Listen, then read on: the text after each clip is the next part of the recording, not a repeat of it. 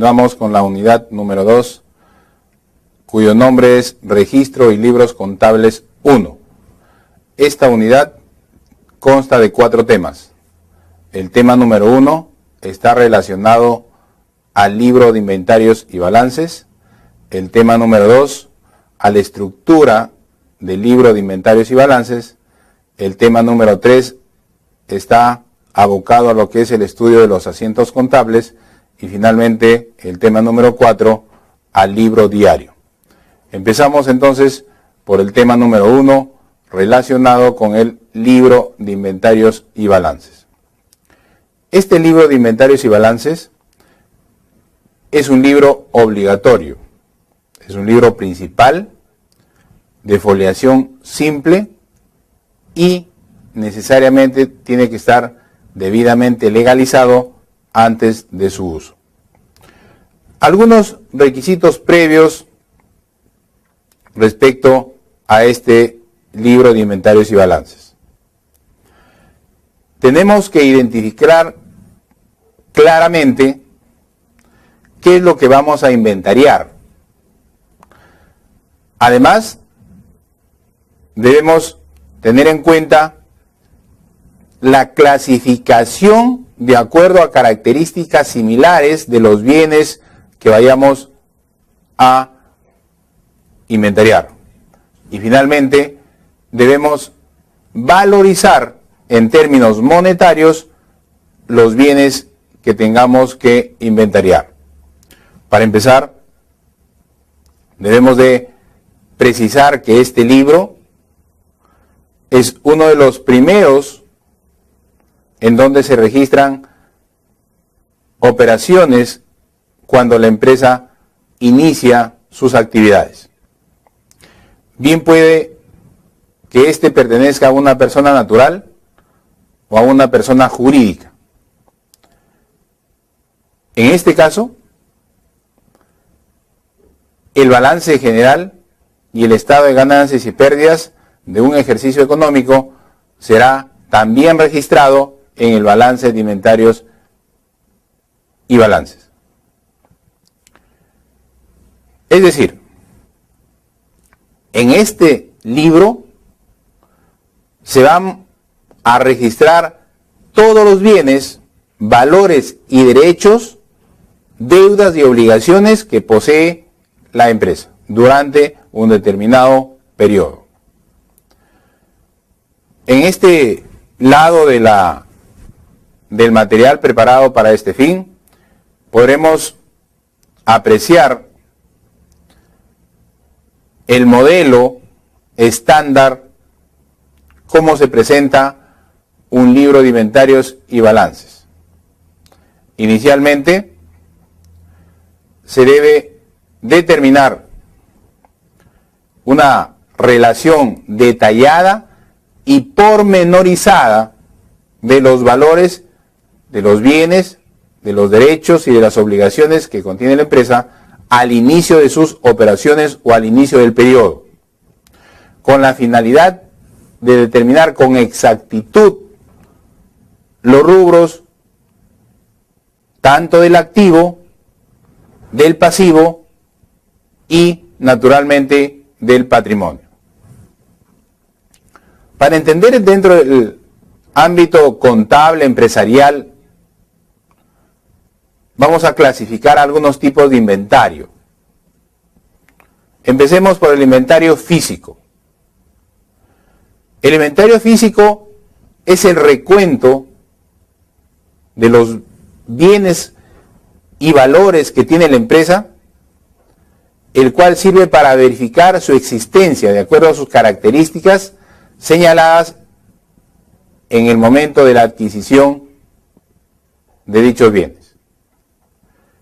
También existe otro tipo de inventario que es el inventario permanente. Es el inventario que se hace en forma constante, generalmente en el área de almacén, para controlar los ingresos y las salidas de los bienes ahí almacenados. Tenemos otro tipo, otra clase de inventario también, el inventario periódico. Es el inventario que se realiza en el momento que determinan los directivos como política de control. Estos se caracterizan por ser inopinados, por ser sorpresivos, el cual deben ser realizados por personas ajenas, distintas a los encargados de controlar el almacén. En cualquier momento del año, en cualquier fecha del mes, deben ser debidamente ejecutados. En inventario también tenemos aquellos que aparecen al inicio de las operaciones de la empresa o al inicio del ejercicio, y se les llama en la contabilidad inventario inicial. Se realiza al iniciar las operaciones. Sirve para determinar el capital inicial de la empresa.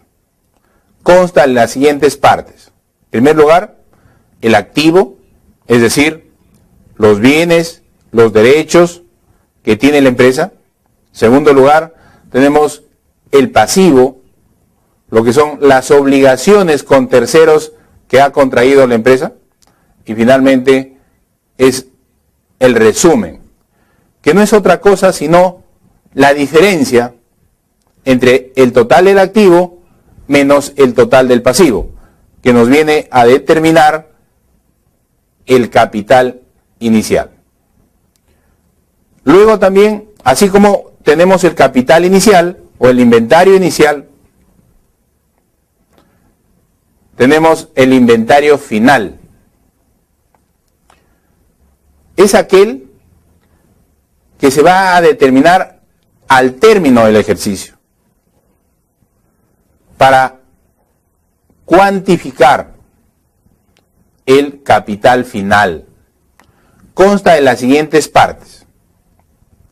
En primer orden, el activo. En segundo orden, el pasivo. En tercer orden, el resumen, que es la diferencia del activo menos el pasivo. Y acá viene un cuarto elemento, cuarto orden, la comparación. La comparación entre lo que hubo al inicio versus lo que hubo al final. Y luego viene, después de haber cerrado el inventario inicial, viene el balance del inventario. La comparación es la relación que establece entre el capital inicial y el de cierre. Esto refleja el resultado del ejercicio. Y el resultado del ejercicio naturalmente puede ser de dos formas. Puede ser utilidad, cuando el capital de cierre es mayor que el capital inicial. O puede ser pérdida, cuando el capital de cierre es menor que el capital inicial. Entonces, en síntesis, podemos precisar que este libro de inventarios y balances nos permitirá determinar con exactitud la precisión respecto a los activos que tiene nuestra entidad, también determinar con precisión y exactitud los pasivos que tiene nuestra entidad y finalmente podremos determinar el rubro del patrimonio a efectos de saber con claridad cuál ha sido el resultado de este periodo. Por eso de ahí el nombre de libro de inventarios y balances. En el libro de inventarios y balances debo precisar que cuando hablo que se debe determinar los activos deben de ser disgregados, tienen que ser discriminados en forma detallada. Si hablo del activo, tendré que precisar en el rubro efectivo y equivalente efectivo, la cuenta número 10. ¿Cuánto tengo en disponible en efectivo, cuánto tengo en cuentas corrientes, es decir, en las instituciones financieras, en los bancos, y poder determinar cuánto tengo en cada banco y en qué tipo de cuenta. A eso yo podré precisar que estoy haciendo un inventario de mi rubro efectivo y equivalente efectivo. Si yo me refiero a las cuentas por cobrar comerciales, también tendré que precisar con exactitud si tengo cuentas por cobrar a mis clientes, si tengo facturas por cobrar, si tengo boletas por cobrar, o simplemente corresponden a letras por cobrar, o algún otro tipo de documento pendiente de cobranza. Tiene que estar debidamente discriminado, separado. También el rubro de las existencias es una cuenta del grupo del activo. Ahí también tendré que haber precisado con exactitud el tipo de existencias a las cuales me refiero. Podría ser las mercaderías, los productos terminados, los productos en proceso, los envases y embalajes, los suministros diversos, incluso las existencias por recibir. Todas y cada una de las mencionadas deberán estar necesariamente expresadas en forma cuantitativa, expresadas en cantidades. Yo no podría mencionar en un inventario que tengo, se me ocurre, 50 pares de zapatos, sino que debo de consignar el equivalente en dinero a 50 pares de zapatos. Por eso se dice que los inventarios deben ser debidamente valorizados. También otro de los rubros más importantes del activo es inmuebles, maquinarias y equipo. El mismo que está compuesto por diversas subcuentas. Uno de ellos son los vehículos, las unidades de transporte, los equipos diversos, los muebles y enseres, los terrenos, las construcciones. Es decir, cada uno de estos conceptos deberán estar debidamente valorizados, porque sólo así podré determinar en forma real el total de mi concepto del activo, que son los bienes, derechos y dinero que tiene la empresa, que son de libre disponibilidad. Lo mismo ocurre con el pasivo. Cuando tengo que hacer un inventario del pasivo, empezaré por determinar cuáles son mis obligaciones tributarias y mencionar qué tipo de tributos tengo pendientes de pago y a qué periodos corresponden, y consignar además sus debidas actualizaciones, es decir, sus debidos intereses. Solo así podré presentar un rubro realmente consistente, verificable, a efectos de que me sea útil esa información. Dentro de este concepto también del pasivo, podríamos, como ejemplo, referirnos a las cuentas por pagar comerciales. En este rubro tendré que precisar quiénes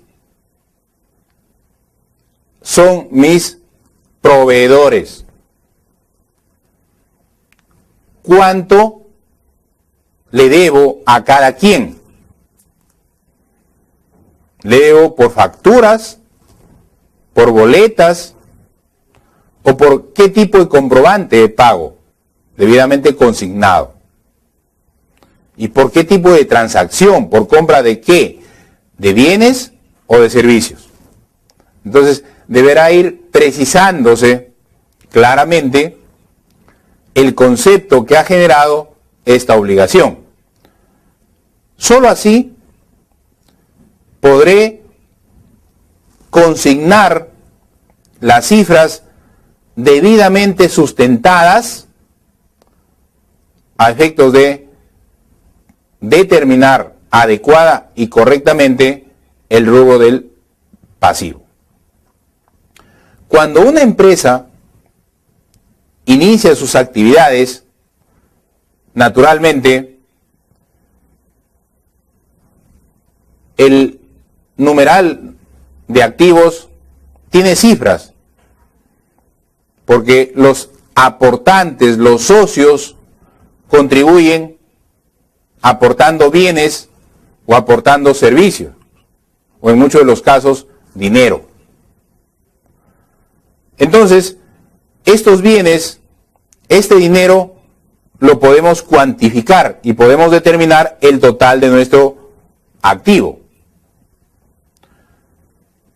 Pero cuando inicia una empresa sus operaciones, es obvio precisar que aún no ha generado obligaciones por pagar, no tiene pasivos aún.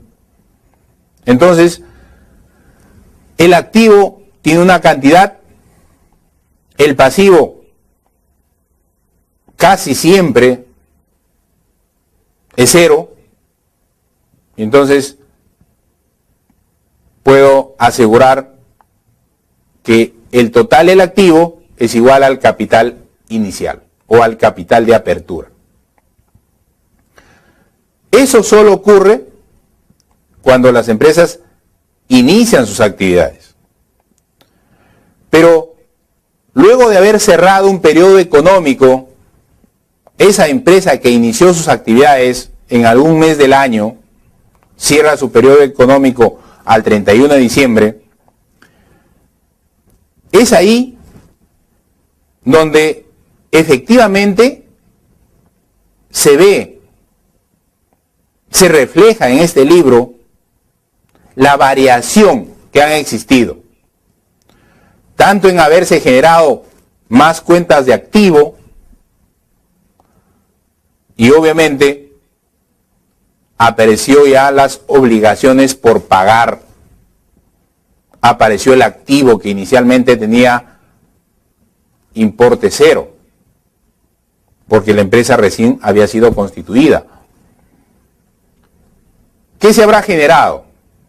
Se habrá generado que el rubro de mi patrimonio o ese capital inicial de apertura habrá variado. Y ahora no estará solamente dentro del rubro del patrimonio solamente el capital. Habrá alguien que lo acompañe y será una utilidad o en su defecto una pérdida. Entonces, así es que se va utilizando, que se va dando uso adecuado a esta información y luego ir registrándolo, plasmándolo en este libro de importancia referido al libro de inventarios y balances. Y para terminar, debo precisar que eso es en cuanto a los inventarios de cada uno de los rubros, de cada uno de los conceptos. Pero el libro se llama Libro de Inventarios y Balances. Entonces, al final del ejercicio, se tiene que consignar los inventarios de cada uno de los rubros y además consignar también el juego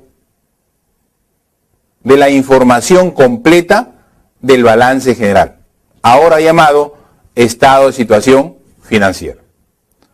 Ya presentado, clasificado como el activo disgregado en activo corriente y activo no corriente, el pasivo también separado por pasivo corriente y pasivo no corriente, y finalmente el rubro del patrimonio. Ya en una presentación oficial, ese cuadro, esa información, también debe ir reflejándose y registrándose en este libro principal.